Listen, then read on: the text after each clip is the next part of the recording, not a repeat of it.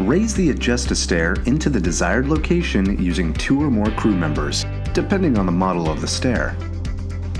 For the larger ones, you'll need a crane or mechanical lifting device. Once you have your AdjustaStair in the desired location, stand on the bottom tray. This will level the treads as shown in the video. Now fasten the feet and the top step to the surface they are resting on through the provided holes. Now raise the handrails into place. Line the slots on the handrail posts up with the corresponding holes on the stair stringers. Now lock the handrails in place using the fasteners provided. Start at the bottom and work your way up to the top, ensuring that every handrail post is secure.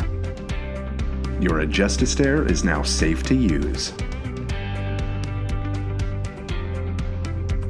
To dismantle your AdjustaStair, simply unbolt feet and the top step from the surface they are resting on.